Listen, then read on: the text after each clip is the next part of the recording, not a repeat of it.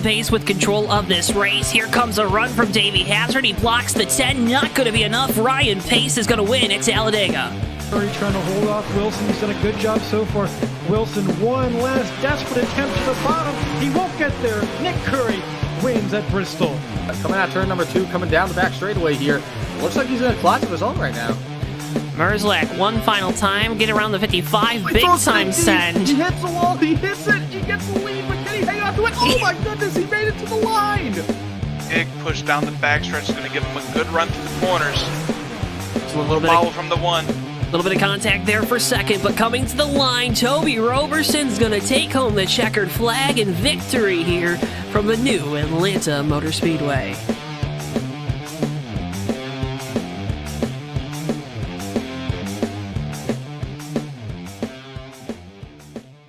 Before I wrap things up here in this segment, your thoughts on the type of race we're going to see tonight? And I would have to agree. Ladies and gentlemen, boys and girls, children of all ages, welcome to tonight's feature presentation of the HOBO Racing Cup 12 Series live from the CNB Bank Raceway Park here in Pennsylvania.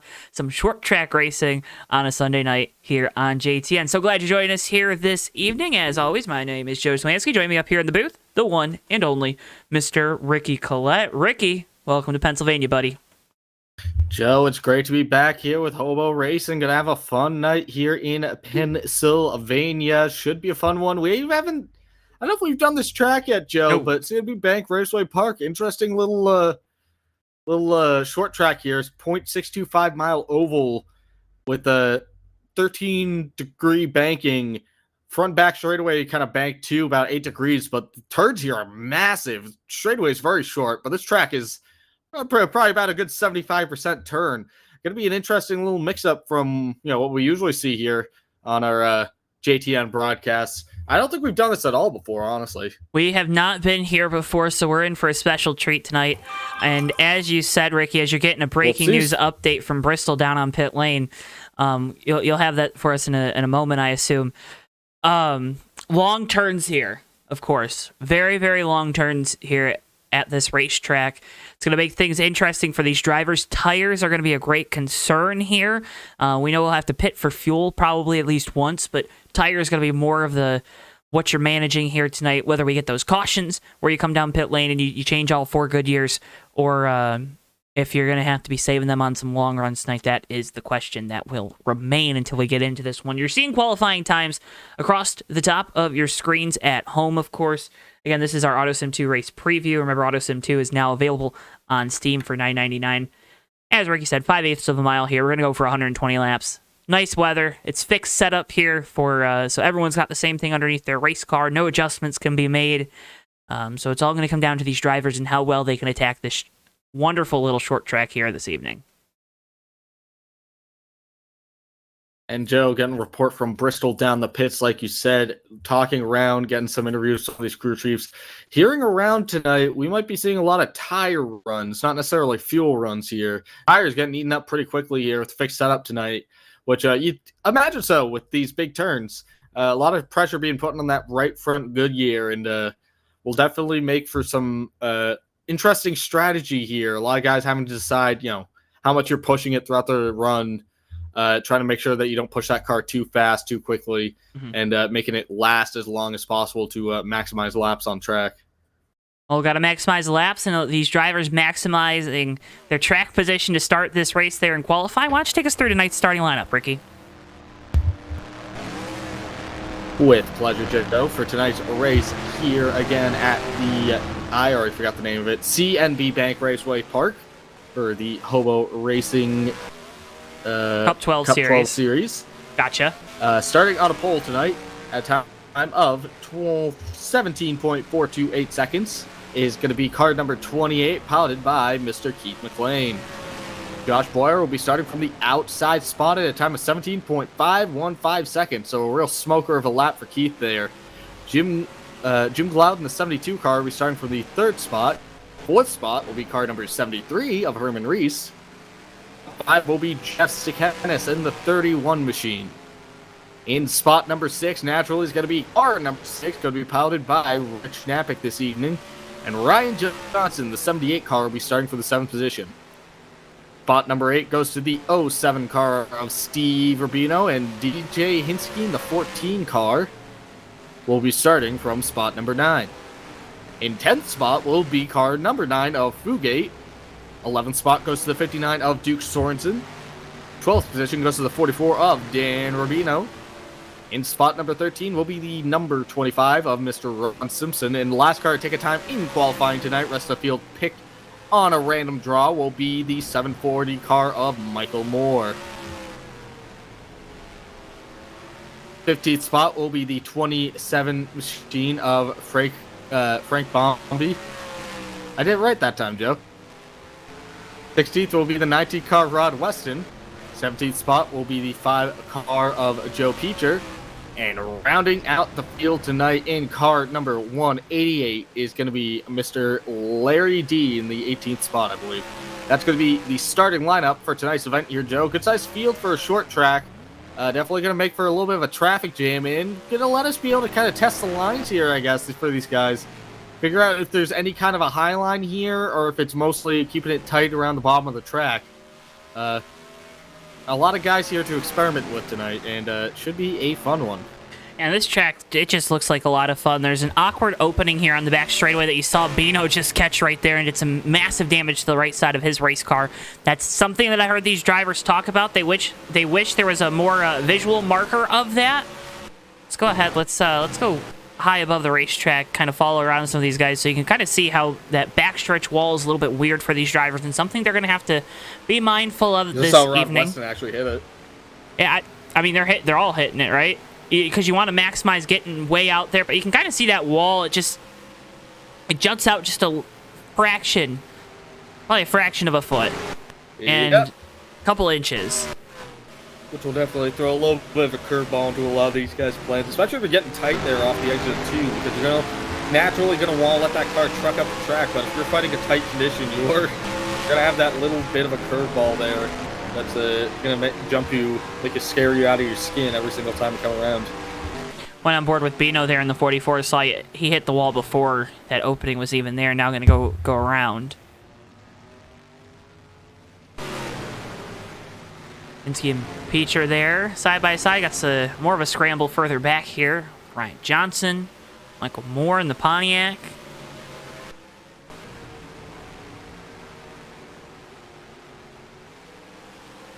Should be a good one here tonight, folks. Again, can't thank you enough for tuning in. Make sure, if you haven't already, click the like button on the video and subscribe. As always, appreciate it. If you could be a friend, tell a friend about our streams here on JTN. Sharing those streams, and a lot of the drivers do it. Cannot thank them enough. I can't thank you folks at home enough for tuning in. As always, make sure you say hello. Saw Ann and Steve in chat. If you're tuning in, it's your first time or if it's your 100th time, make sure you say hello. Always like talking with folks out there. Five car going to go around here right in the center of the corner. Herman Reese going to make contact in the 73. I'm excited for this race tonight, Ricky. It's just because it's a unique track for these drivers. Obviously, a unique challenge. CTS physics for some of the folks out there. This is the Cup12 mod. Welcome in, Judy.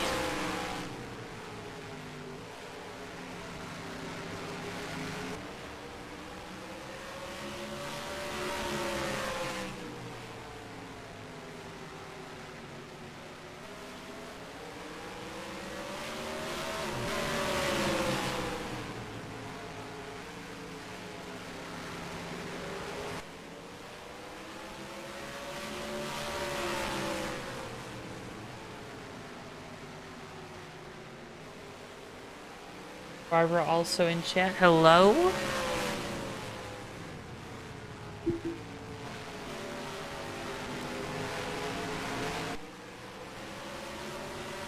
Okay, I'm just excited. Got a Sundrop car out there on a short track. That's always cool to see. Sure, everyone saw the Dale Jr. announcement with the limited edition, I think, packaging and cans. Yeah, I've never drank Sundrop in my life. I have no idea what that tastes like. It's pretty good. It's like citrusy, right? So really, the lemon lime tastes like citrus. Yep. You're sure about that? That the lemon lime soda tastes like citrus? Yeah, I'm pretty sure about that. Okay. You're asking genuinely, right? Like, are you unsure? No, I mean, what else would it taste like? Of course, it tastes like citrus. Ricky, I think you're being pretty rude here to start. I think I am being pretty rude here to start. I think you said I was allowed to make fun of you. I did? Thought so. As we get the command to get engines fired here in Pennsylvania. 18 cars on the grid for 120 laps tonight. So with 120 laps, everyone gets to lead at least 10, right? Nope, that's not right. Theoretically. It's going to be a fast race here, too. These guys running 17-second laps. 120 laps going to go by like that. Yep. You could hear me snap. You might have not been able to. I heard ya. Pretty sure the fans at home heard you. Let us know if you heard Ricky snap in chat. Snapchat. Snapchat, look at that. Maybe that's what we'll branch out to next. Keith McLean, though, with control in the 28. Miller Ford there on the front with the Rocky Boots Ford. Josh Boyardi was outside. Green flag. We're underway here. Short track racing on a Sunday night with the HOBO Racing Cup 12 series.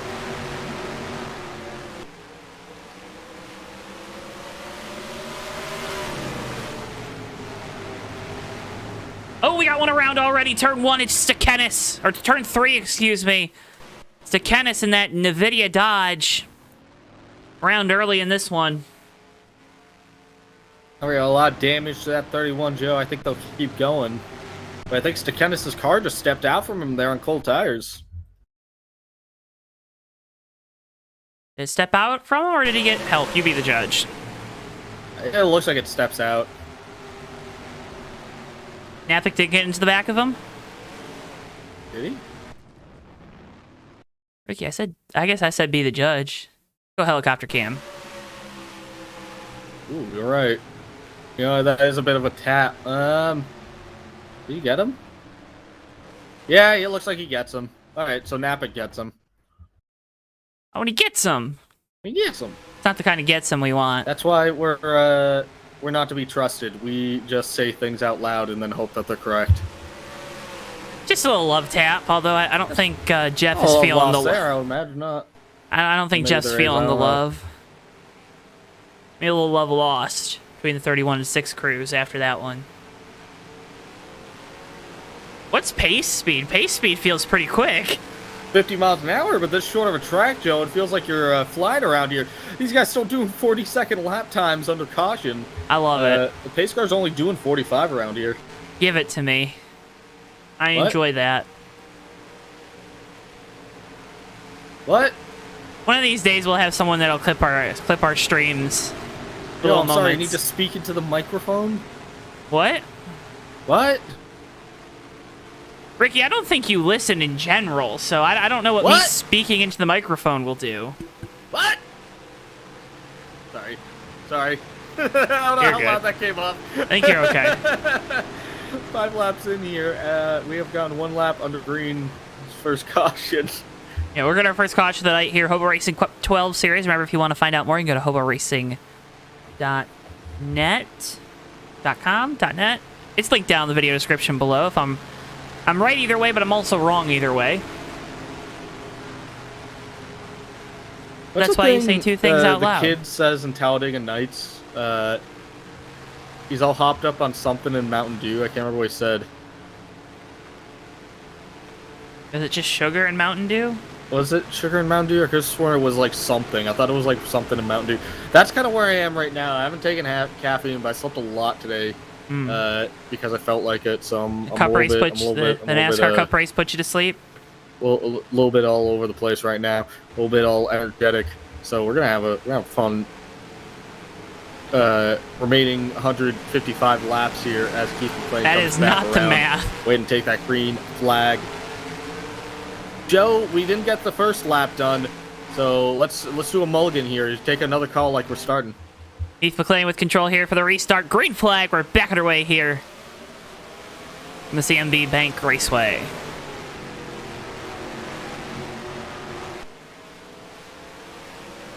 Nice and orderly. Off turns 1 and 2. We watch our leaders through 3 and 4. Nice and orderly lap there. Everyone kind of gotten their feet underneath them, so I think we're all set for some racing here, Joe. You see Josh Boyer, though, right off of turn 2 there. That car kicked out, and we're back under caution. Oh, big trouble. We got Frank Bombi flipped over in turn number 2. That's the Budweiser Cadillac.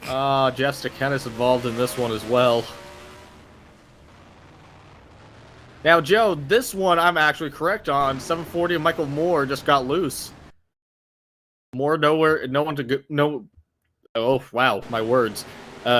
Nobody got anywhere to go with that. They made contact with the 740, and then some kind of like weird force mind powers flipped all 3 cars over, even though that's not how physics work. I think that's how physics work. Oh, my goodness. Jeff Stakennus, the 31, has retired from tonight's race, so very unfortunate for the 31 team. Not even 10 laps in, and 2 accidents, not of his doing, take him out of this. I'll ask you an easy question, which I think you'll be able to... I think I already know the answer you're going to give me. How frustrating is that? You run practice, and you don't even make it 10 laps into a race. Oh, it's infuriating. You feel like you've absolutely wasted your whole evening at that point. I'm not saying that to sound mean. I mean that, like, I've literally done that before, and I'm like, all right, well, you know, that was an hour well spent. It was a genuine question and a genuine answer, I think, right? Yeah, I've done that many a times with iRacing. The last time, so I try to play iRacing. I try to do some iRacing. You play iRacing? I don't get a lot of time to do it just because my work-life balance is horrible, and I get 4 hours of my existence every day that I either have to involve eating or like normal wares, so I don't have time. I didn't play iRacing for like months, and then I hopped into a random race one day. I can't remember where. It was somewhere with the new Gen 4 Cup cars, but it was something really easy. I think it was Darlington, actually, or something. But I was basically, like, on pole, and I got wrecked within, like, a lap because someone just decided to take it 3 wide and wreck the whole field. Remember when you were in a... I was just like, okay, well, this was... Oh, you know what? No, it was retro. It was the 80s cars at Talladega. I think it was, like, a week or 2 ago. So I was like, oh, that sounds fun. And I got in, and I, like, got pole, and I was doing really... Like, I looked really good in my session. And then literally on the first lap, someone took us 3 wide and wrecked me. And took out, like, a big chunk of the field, and I was like, alright, well, that was a waste of time. And money. And money, yeah. Huh. That's how these guys feel in here, too. It is, like, the biggest... It's the biggest kick in the you know, the hamstring there. Whether racing or real life or sim racing, whatever, to put all that time and effort, and then you're out of it within the first 10 minutes. Professional broadcaster Ricky Collette. Mind you, as we get ready to go back... Here on the restart, Keith McLean will Mick Daddy with the lead here. Going back to lap 14 of 120. Pace car is in. And we're back underway. Green flag once again here.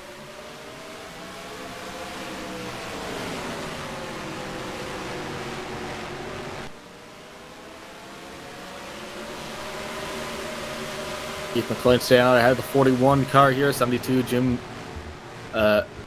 Gloud. Is that Gloud? Yeah, Gloud.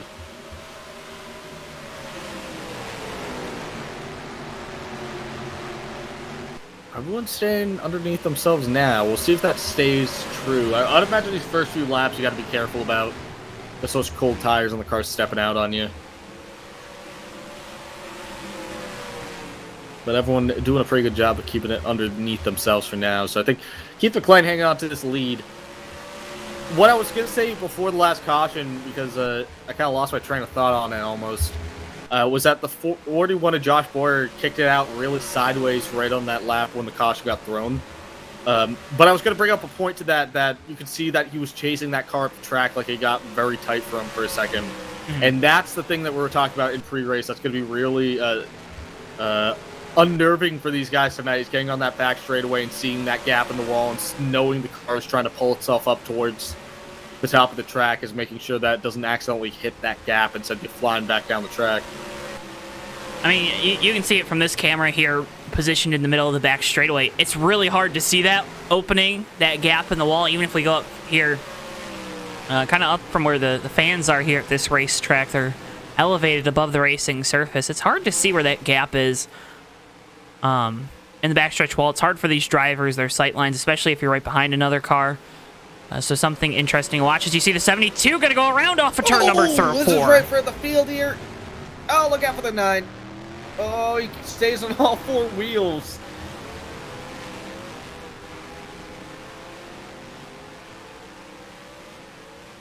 Well, Joe, that went better than anticipated.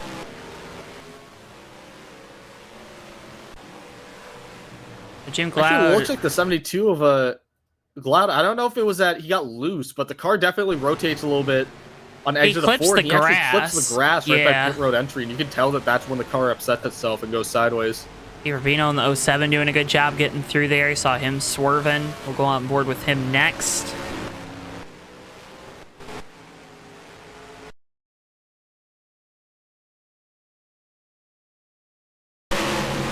And you know, that's something you gotta be careful about with the grass there. It's kind of like the same rule that they used to tell you in driver's ed. I don't know if you ever heard this, Joe. They told me this a few times. Was that whole thing of why you never, have your tires on the pavement and in the dirt at the same time is because different resistance. So it's gonna pull you off into the dirt if you get those tires down there. And that's kind of what we saw with the 72. Was that you got those left sides down there. The resistance for the dirt slowed down the left side of the car, actually helped it rotate way more than he needed it to, and it just went sideways. If these cars were way tighter, that might actually be useful for him, but not right now. Right now, not necessarily. Yeah. Learned that in driving school? I did learn that in driving school. Me too.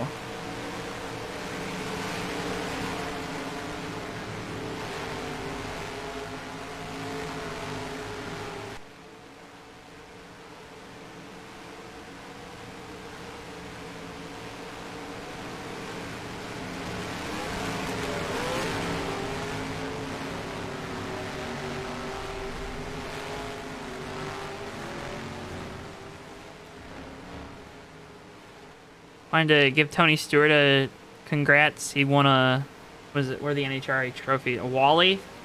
Yeah. Won a Wally today. Congratulations to him. Adds it to his very large trophy case. Very large. It's as large as him. Ricky. He's a big name, Joe. What did you think I meant? Speaking of large things, we got a large schedule this week. Tomorrow night's the ASRA National Championship from the Michigan International Speedway Open Wheel Racing on a Monday night here on JTN. Coverage kicking off 8:50 p.m. Eastern Time. Then the High Voltage Racing League Maverick Cup Series heads to Mexico City, south of the border, 8:30 p.m. Eastern Time on Tuesday night. Ricky will be on the call with me for that one. He's traveling down to Mexico right after this one to get ready for that race. And then the Bomb Squad Racing Truck Series from Talladega Super Speedway on Wednesday. Coverage kicking off at 9:05 p.m. Eastern Time. Those races, much, much more, of course, live right here only on JTN.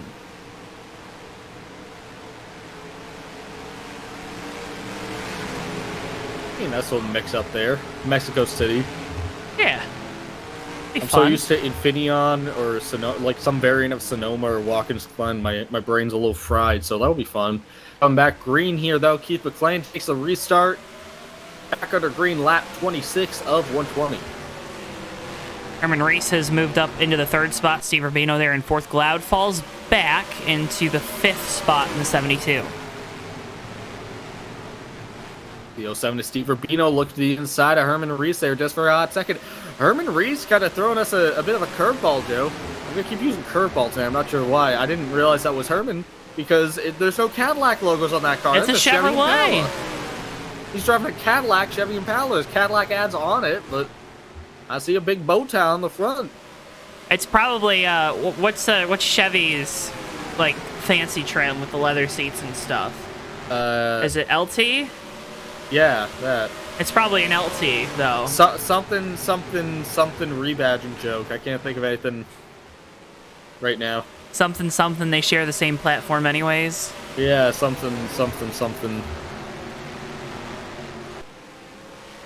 GM high value 3V6 something. I don't know. But Herman Reese doing a good job out there today in that 73 Cadillac Chevrolet. Or is it a Chevrolet Cadillac? It's Cadillac Chevrolet. You say the sponsor first. 14 of DJ Ansky right on the back bumper of the 72 Gloud. Going to get to the inside of him here. Gloud way up high. Kind of in uncharted territory. No one's really been a lane up, but I think you kind of see that low line's where you want to be. That it's definitely the quickest way around this place. I think that high line... Oh, Dan This is Rubino definitely around. one of those tracks. Yeah, Gets I got it a little back close rolling. there. This is definitely one of those tracks I think that you're using the high line more to help you rotate the corner than you are trying to use it to make advances on someone. But Cloud gets the opportunity. Here's Duke Sorensen goes to the inside of the 9 of Fugate. Sorensen gets sideways there. That's going to let the 72 get right back up alongside the 59 in the 9. Cloud going down low, going to grab that apron, try to rotate the car just a little bit. Got to be careful on that dirt. Gets into the 9 of Fugate. Fugate into the outside wall. Right side of the sun drop dodged now with heavy damage, especially on the right rear. That can's kicked in, Joe. Yeah, kick the can down the road or into the wall. Same thing. I wonder how Fugate's going to feel when he comes back up here.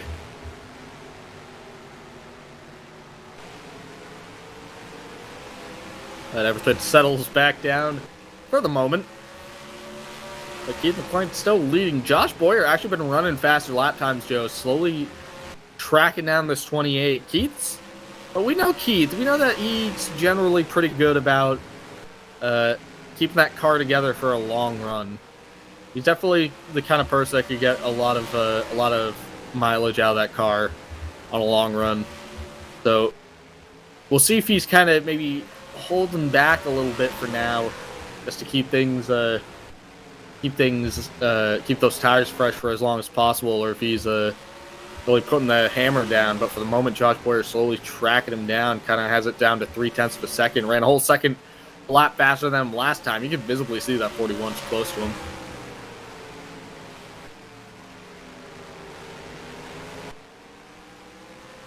Further back, 78 of Ryan Johnson. Look to the inside of the 25 of Ron Simpson. Aborts mission about halfway through the turn, so doesn't really go for it. 78's going to fall back in line with the 25. One thing I'm noticing too, Joe, all these guys running third gear out here. Yeah, they all were saying they're probably going to be running third tonight. The only way you're going up to fourth is if you lose 3. Yeah. Which I mean is, got to be nice having that insurance. Nobody likes those, people call it random gear, and I know it probably is somewhere deep in the game's coding, but nothing's random in life, you know? Yeah. I mean, you blow out gears for a reason. There's no reason for it when it happens. 6 of Knapp again to the inside, the 72 Gloud. Jim Gloud's been just dropping. The 72's been having some trouble since the restart. Did he come down pit Ford lane Fusion. under that last caution? I don't know if I'm we not maybe sure. missed stops, but heard these drivers talk a lot about tires meaning something. Car spins and doesn't even take tires. It has me wondering how much they were lying to me. They're always lying to you, Joe. They know. They know. They know I'm going to give away their secrets if they don't, right? Yeah, it's a whole the name of the game, the secretive espionage. Josh Boyer right on the back bumper of Keith McLean's 28 Buick. Boyer's definitely been running some faster laps here. He's gotten that right down to about 0.2 of a second behind the 28 here. But last time by, he was right there, like kind of just looking around for a spot. Couldn't find an area to get that nose in just yet. But again, I really think that it wouldn't surprise me here. McLean is definitely, I won't say sandbagging, but that he is definitely not pushing the car as hard as he needs to. He's probably trying to save some of that rubber.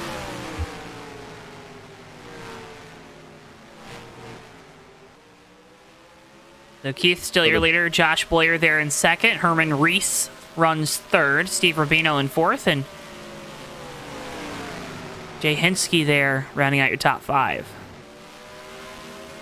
McLean's kind of leveled back out to 41, starting to run some faster lap times again. Gotten that lead up just a little bit by about a tenth. So now back to the 0.3 of a second gap that they've been kind of running consistently for the last little stint. Further back, about around top 10 position, these guys really starting to put up some fights here. Gloud's been fighting off the advances of the 25 Ron Simpson. But right behind Simpson, you got the 78 of Ryan Johnson, 19 of Rod Weston, 44 of Dan Rubino, all there underneath each other. I think they're all just trying to find avenues to get on by each other. Avenues? Avenues. This is a racetrack.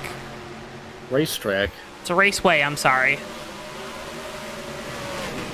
Weston tags the wall there down the back. 78 Johnson right on the back of the 25 of Simpson there, but Simpson gets that center off speed and kind of gets a little bit of distance on 78 coming into a turn here. A little further up, Rick Abbott gets into the back of the 9 of Fugate exiting turn 2. That's going to send the 9 Dodge Charger up the track here in turn 3. 6 going to have that preferred line. I don't know if that was necessarily a bump and run intentionally, Joe, but a little bit of a bump and run here for the 6. Well, even if it wasn't intentional, it worked, right? Yeah. Abbott gets on by that 9 of Fugate. Fugate does have a little bit of damage. I do think that might be a little bit embellished, I guess. Yeah. On that 9. I think it's moderate damage tonight, so I think that that's definitely more that fender cosmetic. damage shouldn't really be affecting the performance of it too much. I do think that the 6 just kind of got him out of the way. But you see the 72 Glauber really threw it in deep on the turn there. So 25 Ron Simpson's going to get a huge run on the 72, though, because he doesn't have that corner speed now. Glauber hangs on to it, so for the moment, Jim Glauber going to hang on to that 9th spot, but that 72 car really needs that pit stop to get some tires on that thing. Obviously, neither of us have laps here at this racetrack. We show up, we broadcast. So a lot of what we get is from these drivers down there, but if you had to guess with how long and sweeping these corners are, what is that balance between a hard-charging entry versus keeping the momentum up through the corner? Absolutely where you're letting off on entry. If you're diving it in and then kind of letting the car slow itself down, you're probably chewing up that right front more than you need to. Mm-hmm. If you're checking up earlier in the turn, you can definitely let it get down to a more acceptable area of the track and put less wheel into it. The big name of the game when you're at a track like this, see the 41 of Boyer get kind of tight coming off the turn, is that you want to really keep that wheel input to a minimum. You don't want to put more wheel into the car to make it rotate and do what you want. What I've always been told, which seems to work pretty well, is just sort of have like a point with your steering wheel. When you understand the steering ratio you're using, just have like a point where you don't want to be turning the wheel more than a certain threshold at any point in the run to make sure you're not burning out that right front. And so I guess really you want to be focusing on not attacking those turns if you're trying to save tires. You want to figure out how to get that car to rotate in the most painless way possible, because usually when you do that, the fast lap time just come naturally. And I think that's what you see with these leaders up front.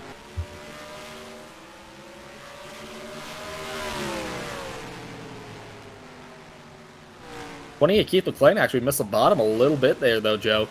It's definitely going to hurt his exit, and we're under caution again. Looks like we have the 9 of Fugate around in turn number 2. Oh, backing down the hill a little bit in front of our leaders. Have to be careful there. It's on drop dodge.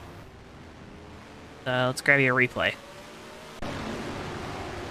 No help on this, Joe. The 9 just stepped out, but I wonder if it's because that 59 Duke Sorensen looked like he was checking up for some reason. I don't know. I think he just went around, Ricky. You might be right, yeah. It almost had that look for a second. I've done that before at some tracks like this where there's a lot of rear weight in the car where you get it into the turn, you commit to the turn. Everyone pitting, by the way. You commit to the turn, and then you see someone coming up, and you have to let off the throttle more, but because you do that, it just over-rotates and you spin it. Actually, interestingly enough, 28 Keith McLean overshot his pit box just a hair, but only took 2 tires, I think, Joe. I don't know if that was intentional. Ruh-roh, SpaghettiOs. Well, we'll see if it was intentional if he comes down pit lane here, huh? Well, he overshot his pit box, came backing onto the spot, but by all accounts, I'm looking at the replay right now. He's within the box where he's supposed to be. I think that was by design that he took 2 tires. He was revving it up, ready to peel out off pit road when that right side came down, so I think he did try to take 2 tires. I don't know if that might have been audible relative to missing the box, maybe. Yeah. Halfway there, living on a prayer, says Judy. Whoa, we're halfway there. Living on a prayer. All right.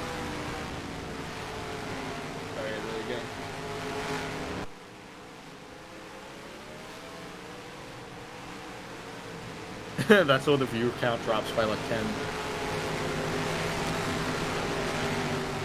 We just lose everybody. You just lose everyone.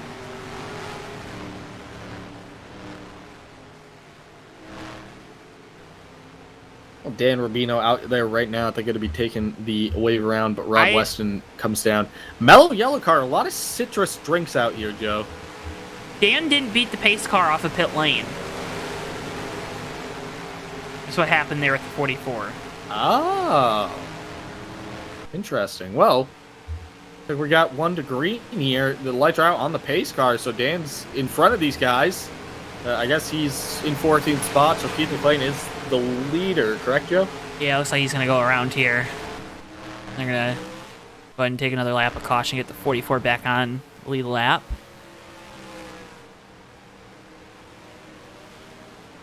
Now the pace car lights go off. We'll go back green next time by.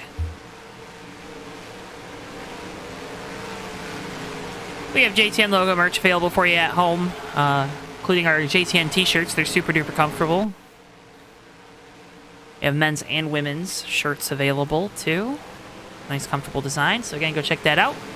Available now in the JTN merch store, or also on the merch bar down below. I believe we have the hoodie and the t-shirt listed there, but if you click on those listings, it'll allow you to choose all the different products with our JTN logo. Keith McLean leading us back to green. 44 now slow on the apron. Green flag. We're back underway. I guess he wasn't supposed to get the wave around there. Keith McLean's got that lead here. Josh Boyer trying to stay in touch with him. I guess 2 tires versus 4 tires here, so an interesting thing to see. Maybe it's just the right size that they've got to keep clean and tidy. I have to think all these drivers are going to take note of that as well. 60 inside the 44 here, just trying to get positioned on Bino. Rich Knappick is right behind him, though. Steve Rubino getting a big challenge for the 59. Duke Sorensen, who's trying to find a way around him a lap ago. Oh, the 28 of Keith McLean got really loose on the exit of turn 2 there, Joe. That 28 kind of stepped out for a hot second. I thought he was about to go sideways.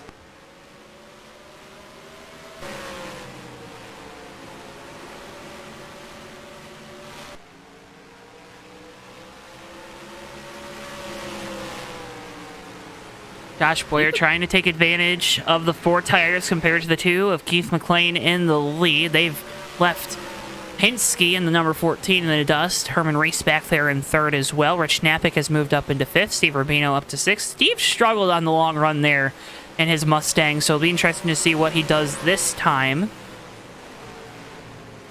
Yeah, but also, this 28, I'm impressed that 2 tires is doing this for him. Like, it's definitely, that car is definitely sliding a little bit, but like, he just ran his fastest lap of the race right there. 17.412. So you say the thing has plenty of speed left in it? I would guess so. I wonder if there's something else going on there that Keith knew about that we didn't. Maybe really isn't wearing out those left side tires, which would make sense with how much you're using, trying to get that car to rotate. You're really just making the right sides do all the work here.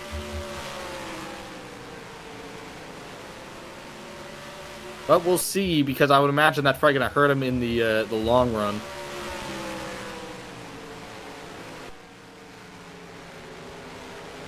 Keith McLean still leading, though. Josh Boyer in that 2nd spot. 3rd spot right now is DJ Hinsky, who is in a Cadillac, Joe. There's the Cadillac. There's a Cadillac. Getting hunted down right now by a Chevrolet-sponsored Cadillac. Or Cadillac-sponsored Chevrolet. Had it right the first time in my head. Decided to say it wrong anyways.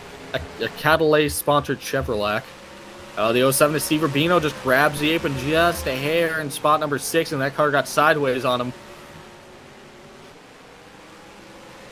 78 getting to the inside of the 72. Ryan Josh gets the inside of Loud had to avoid the wall there. Almost got back into the back of the 78 of Johnson. He might have made contact, but Johnson, big wiggle there, keeps it straight. That was for 9th position. So put Loud back to 9th. Ryan Johnson on up to 8th spot.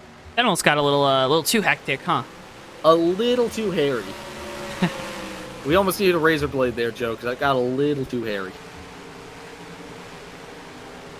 Sun drop dodge. Sorry, that was a little gross. That was probably the grossest thing I've said on broadcast. No. I think so. I think it is. Make sure to like, comment, and subscribe if you think that was the grossest thing I've ever said on broadcast. Is talking about hair. Keith McLean still leading Josh Boyer in second. Boyer is trying to get to this 28 car. He's running even laps with him, Joe, but like he just can't get there. I'm really thinking that if we see a longer run, it's going to start to kind of swing back to the 41's favor because I think Keith's really got a handle on this track. He was far and away the fastest in qualifying by a big margin, which might have also led to why he took 2 tires. Maybe he's just that confident in what he's doing right now. But you're seeing right now, that car is still out there up front and looking handsome. But I do think that 2 tires is definitely going to show itself as this run comes on, as this run trucks on a little bit. 78 of Ryan Johnson at the inside of the 59. Duke Sorensen going to take another spot. Johnson's been a big mover since a restart. That 78 car now up to the 7th position.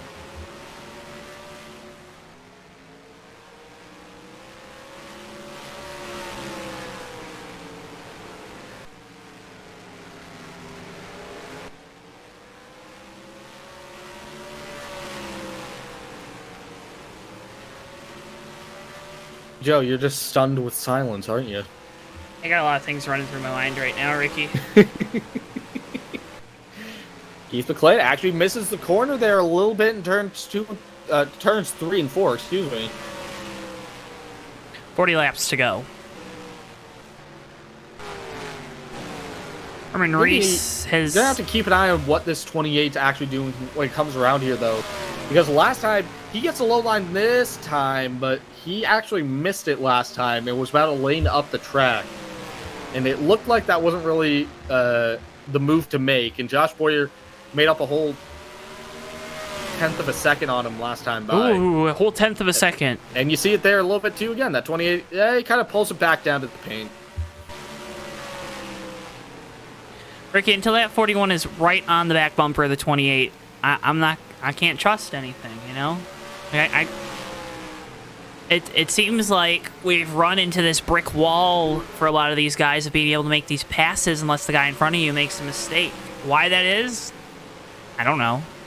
But it just seems to be at the impasse that we are at in this moment.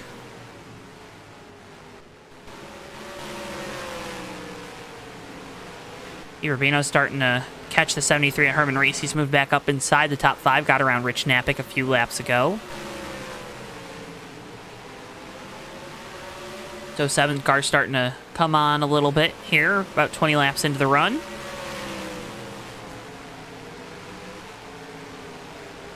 Judy with a wonderful update. USA Women's Hockey just kicked the butt out of our friends from the Great White North up in Canada. 6-3. Love to hear it.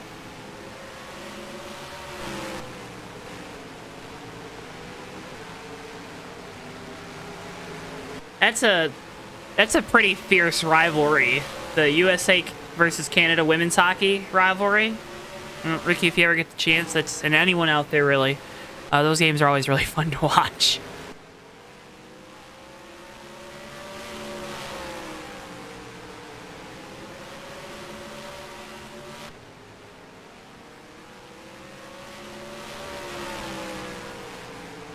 Keith McLean actually been starting to pull away from Josh Boyer a little bit. We said that we were concerned about the 2 tires. I think collectively we were very concerned. Bristol too up here in the booth, but maybe we shouldn't doubt Mac Daddy in the 28, huh? I guess we should not be judging Mac Daddy. A little bit of shuffle back here, 3 wide. 9, the 59, the 72, all fighting for that top 10 position there. Getting very close. Almost gets into the 9 and the 59, almost get together. But they clear it out. Jim Glaude gets the position on those guys, but 11th goes to the 9 of Fugate, I think. No. Glaude gets the 9. Fugate now in 10th. Duke sorts in 11th, but they all got very close to each other there. That almost turned into something messy. Bugate was trying to send it to the inside of the 72 and wasn't able to. Cloud shut the door on him last time through turns 1 and 2. Sorensen was right there on the back of the 9-2, so a hectic and a scary moment there between all those cars.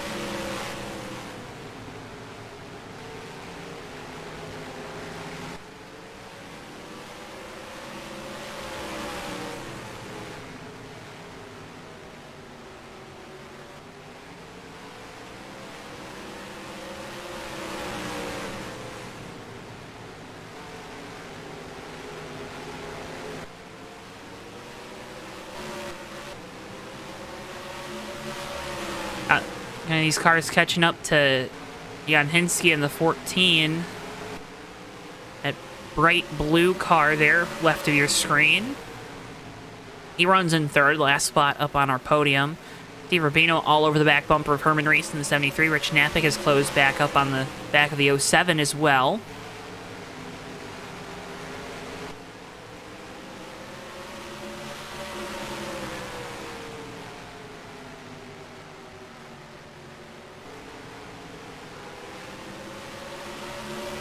Well, these guys do their thing out here. Keith McLean still hanging on to that lead. Second spot is Josh Boyer. They've just been running even times with each other.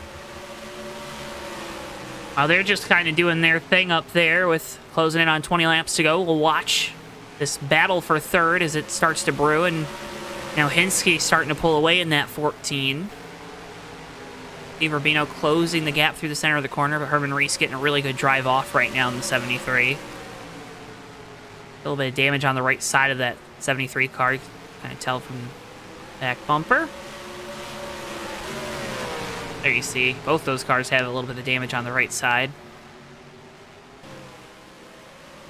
Feeling a lot of these drivers have hit the wall there down the straightaways tonight, just from the way they've been, you're turning the wheel for so long around this track that you think you can relax for a second, and then you relax a little too much and the car's going right all of a sudden. Yeah, that's never fun. No. No, it is not. I see some of these guys cluster up behind the 14 of DJ Hinsky. Herman Reese starting to get a challenge from Steve Rubino. These guys all pretty good shuffle going here from about 4th through 6th. These guys all starting to get close together here.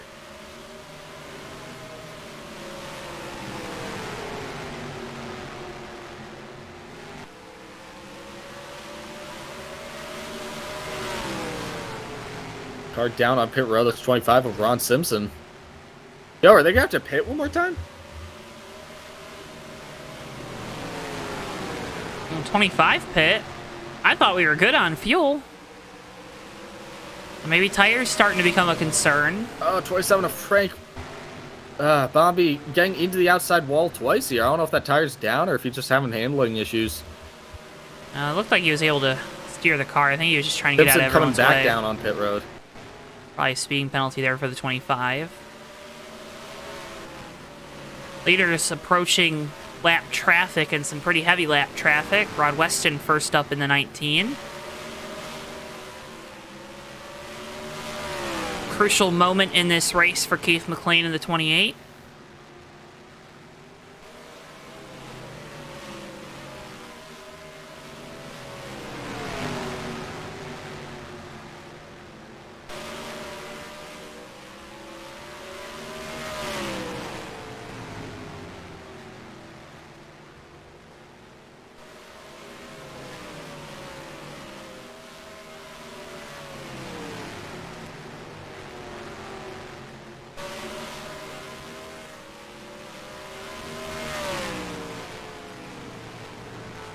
Bugate now coming down pit lane. Yeah, coming down.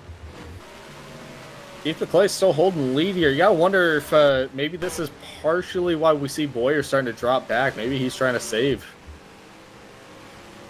Make sure his tires can get to the end. Because again, we were told it was tires. We were told plenty good on gas. It was entirely tires. Plenty good on gas. Don't worry about it. We were told it's tires. I mean, has the pace of the 28 dropped off significantly? A good bit. Now from 74s to 77, so I mean he's definitely started to drop down.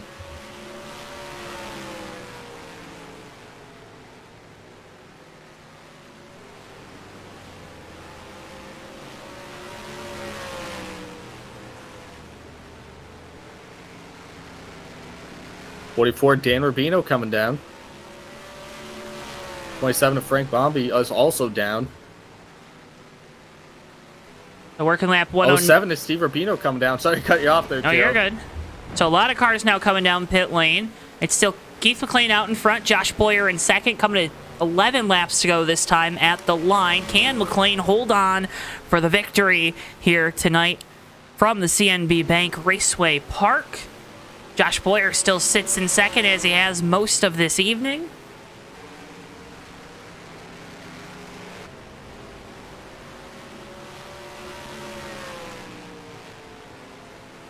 We have cars coming down late in this race. Steve Rubino going to go another lap down the 07 as he is pit. Oh, Fugate and the 27 get together. The 9 goes around up into the inside wall.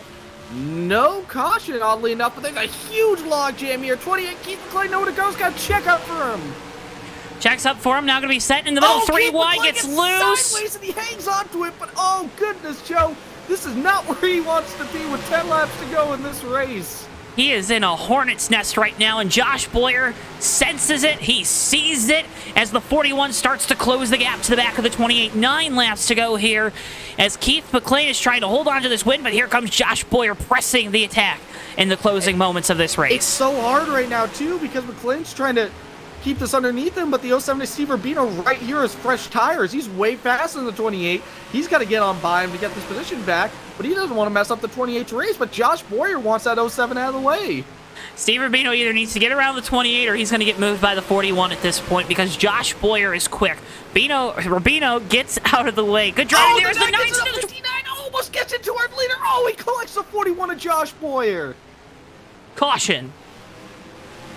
And that might be the end of the race right there, Joe. 115 and 120. I don't know, 6 laps to go. I think that might be the end of the race, Ricky. There's a lot of lap cars. Let's see what they say. Well, I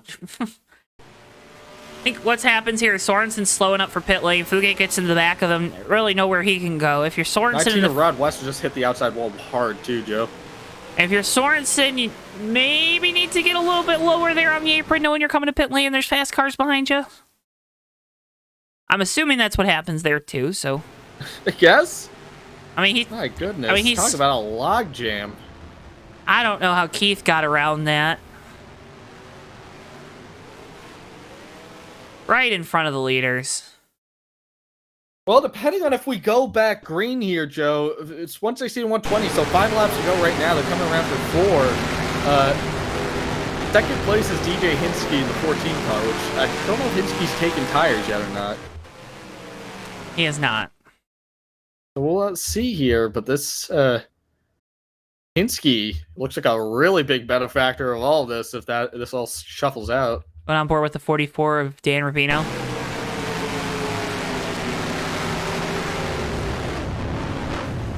So collected up in this one, the 41 of Josh Boyer, the 07 of Steve Rubino, 9 of Jeff Fugate.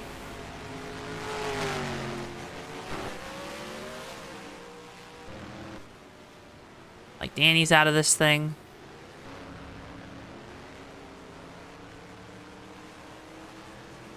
So Keith McLean's your race leader.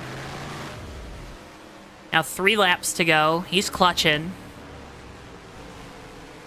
Hinsky second, Race third, Boyer and Johnson your top 5.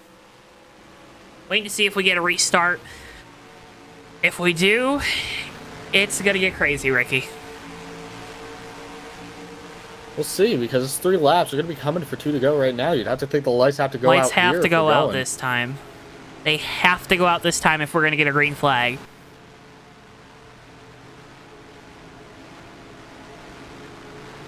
Moment of truth. Lights go out. Lights are out. One lap. We've got a race on our hands here, Joe.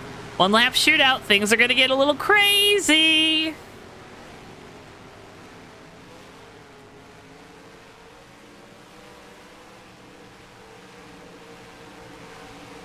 So Keith McLean going to be leading back. Second's going to be DJ Hinsky, Herman Reese in third, Josh Boyer in fourth, and fifth is going to be Ryan Johnson. But Hinsky's got to make sure he is on the money here. Going to get one shot at this. They're coming back around, waiting to get that green flag. Keith McLean going to be leading us back, Joe. White and green flag in the flagman's hands. Here we go. Green, we're back underway. Last lap here tonight from Pennsylvania. Hinsky throws it in deep there. It's going to arc it up through the turn. You see the 28 Keith McLean kind of moving up the track just a little bit. Going to be a last shot for Hinsky. Hinsky throws it in deep here. Gets on the apron. Can't make it. Herman I Reese. think it's going to be Keith. Herman Reese challenging to the outside. Not going to be enough to get to the leader. Keith McLean wins it. Hinsky second. Herman Reese going to come across the line sideways, but in third. And he's on his roof. He's a turtle now.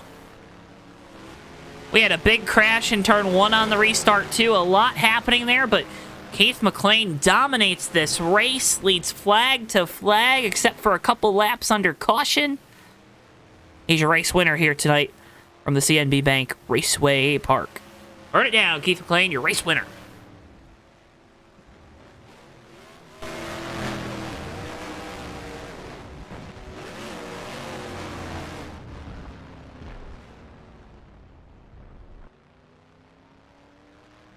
Let's get you a replay first of what happened on that restart, because it happens between the 78 and 72, battling for that final spot up inside the top 5. Loud in the 72 gets a better restart, gets into the right, and we lost our Ricky. We lost. Are you still in the server? Yeah, I still am. I need an export, Ricky. We lost all our replays, unfortunately. Not going to be able to see what happened there, but a big crash there with the 72 and 78 making contact. Bunch of cars getting involved in that one. Ricky going to send the results my way. Oh, they're there. And, of course, as he does that, let's go ahead and get a word with our partners with AutoSim 2. Have you ever wanted to manage your own racing team? Or what if you could go back in time to see if a particular season could have finished differently? Well, folks, have no fear, because AutoSim 2 is here. With fully customizable roster files, you can create your own world or try to recreate the past. Heck, you could even try to predict the future through AutoSim 2's Sim Mode. Don't like the passive approach? Well, then get more hands-on in Owner Mode, where you decide who drives your cars and what companies will sponsor them. Down on your luck? Well, then scout some new talent that will get you to the top. Already super successful? Try moving up the ladder or expanding to truly solidify your racing empire. However you want to play, AutoSim 2 has you covered and is now available for purchase through the Steam store for $9.99. Now go make your mark and build your legacy in AutoSim 2.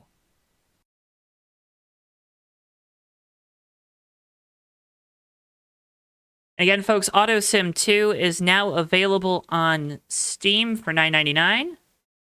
You go check it out. Again, AutoSim 2 now available on Steam for $9.99. We're getting your results ready here. So just a few moments away from that. But Ricky, I mean, a fantastic little night of short track racing here from a very unique racetrack. A thrilling finish. I know we probably wanted to see that one run green to the end. Got hectic there, but in the end, it's Keith McLean coming home with a victory after leading 118 of 120 laps. Got anything to say about that, Ricky? No, nothing to say on it. Okay, all right, let's go ahead and bring him in then. Bringing in our race winner. He's the driver, the number 28, Keith McLean. Leads 118 of 120 laps. Keith, buddy, how'd you do it? And Mac Daddy on a roll, baby. That's two in a row I know on TV. How many races in a row is it overall? 3 in a row overall. Oof. Heating up here as we get ready to enter the summer, huh? Getting hot at the right time. Well, obviously, a big congratulations to you on the race win here tonight. How difficult was this track? Because obviously, a little bit different with the long sweeping corners.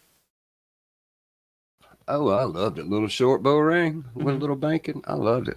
I like little short tracks. It was fun.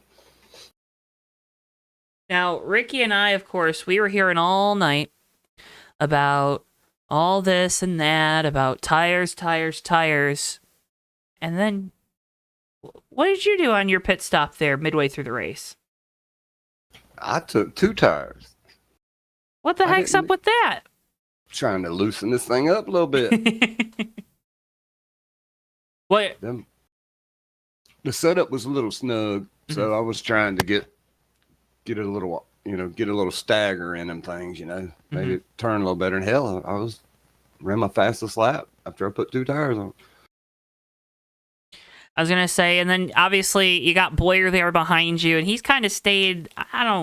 Ricky would probably actually have the number, but about 2, maybe 2.5 car lengths back most of that race, just kind of stalking you. How did you manage that gap throughout the race? Did you want to push the issue at times and think better of it? Kind of, how do you manage those dynamics on a short track? I tell you, I got out front and I said, I'm gonna just run the crap out of it, and he catches me, he can catch me. and he stalked me on, like you said. I was like, will he just go away? Getting on my damn nerves. I'm pulled away from everybody else. It reminded me the other night at BSR. They just staying right there all night, just right on my bumper. Get this old man a break. Well, Keith, an impressive win here tonight. Congratulations on the dominant performance. Before we let you go, though, I want to give you the opportunity. You got a lot of great partners, friends, family, sponsors, and the like. You've done this plenty of times before, buddy. You know what to do. The floor is yours. Hey, I'd like to thank y'all boys for coming out and doing the broadcast. Steve Rubino, Dan, and all the admins, Obo, my teammates. They run pretty good tonight. Herm had a good race. He got a little damage there. And I think Stacanis, he had a really bad break early in the race. But besides that, it turned out good. 4 horsemen at least one of us brought home victory lane. Thanks to my girl Pam for putting up with me again. She told me last Friday, she's like, you going for the 3-peat? And I was like, I don't know. She said, you have raced all week. I said, oh, well, I guess I'm not then. So there you go. Anyway, love her. She's awesome. Y'all have a good night. Keith, again, congratulations on the win here tonight. As always, cannot thank you enough for your time. After a dominant performance here tonight, and there's a lot of more racing throughout the rest of the week for you in this 28 team. So good luck, and hope to be talking with you again soon, buddy. Appreciate it. Mac Daddy, Keith McLean, your Raceway here tonight from Pennsylvania. Thanks, Keith. We'll go ahead and next bring in our 3rd place finisher. He's the driver of the number 73 Chevrolet here tonight. That's weird saying. Herman Reese. Herman, you got a copy? Yeah, go ahead, Joe. I got you. Were you living in luxury tonight, or was it kind of a step down? Step down. The Cadillac, I got here late, and I didn't want to roll the Cadillac out of the garage and you not see how pretty it is. So I went with the old Impaler there, and it didn't run too good. I just couldn't pass here. It was hard unless somebody messed up, and I got some pretty good damage in that early mix-up when the 72 spun, and I should have just not attempted to repair it. That's how the 14 car got in front of me, and it was just so hard to pass. It's a good track, terrible setup. Wait, was it a setup thing, or was it? Oh, absolutely. Okay. Yeah. Yeah. It's absolutely was a setup. And when you run these fixed races, everybody's pretty much equal, and you almost have to wait. You got to strategize, and I was actually surprised that Keith did 2 tires. I thought about it, but there was so much wear, and not imagining. My plan was to take 4 and then pit again and take 2, and of course we ran to the end. I don't know how those guys ran out of gas. I guess I got to get somebody better on top of the box. Maybe they forgot to fill it up there halfway through. I believe so. Yeah. Well, when we went in there, it was saying you didn't need any, but I had put some in for balance and trying to get the car freed up. It was so tight. It was just unbelievable. I actually think I got to go back to the track when we get done here, because there's a bunch of corn that I have to plant on the backstretch there where it was plowing. Okay. It was so tight. You think it's going to be a good yield this year? Yeah, I'm sure. Yeah. Okay. Yeah. Okay. Yeah. I don't know if I can even call it. I don't know in today's world if I can even call it corn anymore. Well, we like to call it maize here because that's our school color. Maize, so. Yes. There you go. But anyway, there was uneventful. I swear I thought I beat Dion to the line back there at that one caution. Mm-hmm. I didn't see what happened. I just saw mayhem and tried to take advantage of it without hurting anybody or myself. And just got fortunate to end up where we did. I think I was at least the third place. I never really got a shot to attempt to go after them guys. I just kind of rode in the beginning with the experience here that the tires do fall off. So I just let those guys run hard but I never got to take advantage of it. I just rode around. I never used the brakes all night till we got traffic. Well, Herman, I know probably a frustrating night behind the wheel of this 73, but a good race that you put together. Third place run here tonight. Congratulations again on that. But before we let you go, I want to give you the opportunity. A lot of great friends, family partners on this 73 car. You know what to do, buddy. All right, thank you. Yeah, it was a good points night, so it's not totally disappointing. Mr. Steak and Eggs having some issues, but I appreciate the Rubino brothers putting this on, this Hobo Racing League, and the guys, and you guys come broadcast so that our friends and family can come into our house for an evening and see what we're doing, and it's fun. And I'm sure we'll see you again. I keep telling you I'm going to be closer to the front next time you see me. I mean, you're just inching your way up, right? So in 2 broadcast time, you'll be the winner for sure, right? 10-4. That's what we're hoping for. I'm going for a 4-peat this year, and I don't know if I'm going to survive it or not. So we'll see how it goes. Well, Herman, here's the best of luck in chasing down that amazing accomplishment. Again, congratulations on the third place run here tonight. As always, can't thank you enough for your time. And buddy, good luck. Know there's a lot of racing for you in the 73 team left this year. Thanks, guys. We'll see you soon. Herman Reese, driver, the number 73 Chevrolet here tonight, your third place finisher. Let's go ahead and bring in our second place finisher. He's driver, the number 14, Dion Hinsky. Dion, you got a copy? Yes, sir, I do. Second place run tonight. A nice, bright number 14 car. How's it feel? Hey, how about that? Want to say thanks to, I think it's Keith that's been sponsoring these things, and Steve and them guys at Hobo. We really have a good time. I enjoy the Sundays and the Thursday nights with the modifieds. Is it Thursdays is fixed setup too, right? Is it? Yes, sir, it is. Is it more of a enjoying the fixed setup thing, knowing everyone's got the same thing, and it kind of becomes more of a battle of the drivers? Yeah, I like the fixed setup because I don't feel like I have to spend a lot of time building a setup, you know. Fair enough. Obviously, second place run here tonight. Fantastic result. You started 9th, and on a night where it was really tough for a lot of these guys to pass, how are you able to manage kind of getting around guys throughout this race? I don't really know. I just kind of let the tires do their thing and tried not to push it really hard early and maybe see if somebody else burned their tires up. I don't know. But it just worked. It was better on the first set of tires than it was before that pit stop. It really felt terrible the first 10 laps after that pit stop. Just new tires just didn't agree with you, or? Yeah, I don't know why. It felt good in the end of the first run, and then I think Herman and I had the same idea. Let's throw a little gas in this thing with the tires to maybe help the weight balance on it, and it helped later on in the run. Wow.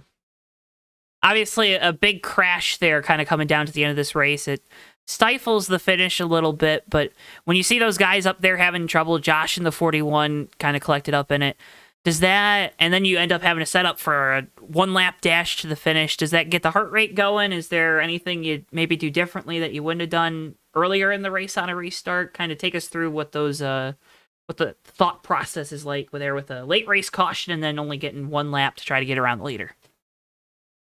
Yeah, with the 1 lap to go, followed Keith all night and just really didn't have nothing for him. So the only thing I could do is kind of protect. And I didn't know how much Herman still had, and he's kind of hard to judge. And I knew that I wouldn't, get run over or nothing. So I just kind of ran the best lap I could for that 1 lap with, fairly cold tires. Well, Dion, a fantastic job here tonight for you in this 14 team. Congratulations on the second place finish. Know you gave out some thanks and shout outs to start. Want to give you the floor one more time. Anyone else you want to shout out or thank before we wrap this up? That's just, everybody at Hobo. We all seem to enjoy the fixed setup stuff, the guys that run that most of the time. So, it's pretty good. It's more about fun than it is trying to run everybody over. Dion, again, congratulations on the second place run here tonight. Fantastic finish for you guys. Best of luck here. No, there's a lot of racing here at Hobo. I love seeing this 14 car out there on track. You always have some awesome looking cars. Congratulations again on the second place run, and can't thank you enough for the time. Yeah, come by and visit on a Thursday sometime. There you go. Dion Hinsky, driver the number 14, your second place finisher here tonight from the CNB Bank Raceway Park. Well, Ricky, that's going to wrap up our coverage, and it looks like we're closing up the racetrack tonight. Yeah, it looks like we're closing things up here tonight, but I had a lot of fun, Joe. I hope you had a lot of fun. I hope everyone at home had a lot of fun, because that was a crazy finish there. Crazy finish, some great short track racing throughout the night. Really saw these drivers have to battle their cars. What more could you ask for Sunday night here on JTN? Remember, the next time we're live is tomorrow night, same time, 8:50 p.m. Eastern Time, Michigan International Speedway, ASRA National Championship season finale. Going to crown 2 separate champions in that race. Going to be a great one. You're not going to want to miss it. Make sure, if you haven't already, again, drop a like on the video, subscribe, do all those things. If you want to check out more about HOBO Racing, we have their site linked down in the video description below. You can also follow them over on Facebook. With all that being said, though, folks, for all of us here at JTN, for Bristol, our producer, for my colleague Ricky Collette, I've been Joe Twansky. Thank you so much for tuning in, and we'll see you guys next time live right here on JTN. So long for now, folks. Yeah, and they're going to be 3 wide coming to the checkered. Never mind, they're going to be... Oh! Turn 4 into the triangle, Whitehill in through the grass. It's going to be Noah Joyce winning his first career race in the Red Bull Cup Series. Off the ride and a wreckage behind him. Good cars flying everywhere. Cars upside down, it doesn't matter. Noah Joyce has done it. He's won at Daytona in the 3 car. Behind, they're going to be side by side again. Contact there between Sinner and Bordeaux. Oh, the contact!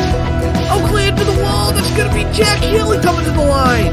Jack Healy wins the